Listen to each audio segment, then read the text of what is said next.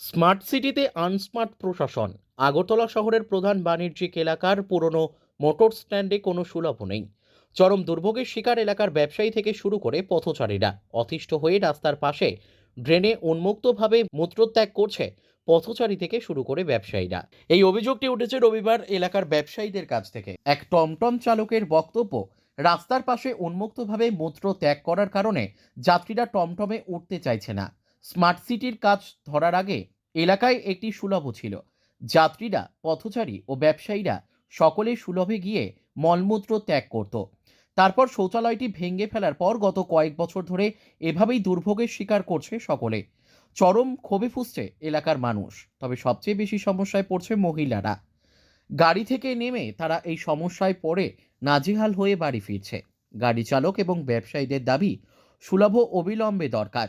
Smart সিটির কাজ কবে নাগাদ শেষ হবে সেটা পরের বিষয়, কিন্তু দ্রুত যদি এলাকায় সুলভ তৈরি করা না হয় তাহলে এলাকার পরিবেশ নষ্ট হচ্ছে।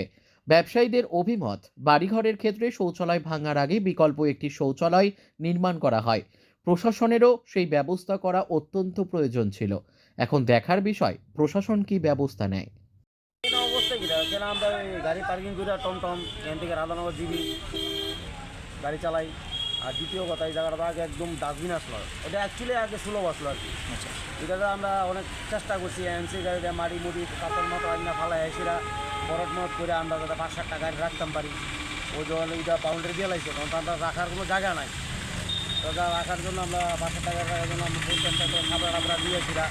তো কয়েকটা গাড়ি রাখা রাধানগর জিবি কিনতেই। আর এটা সুলভ কেউ তার মানা করেন জানা যে আয়ে টেহেঞ্জার লোকেল দোকানদার দোকান যে আয়ে হই এখানে পেচ্ছাপ করতেছে।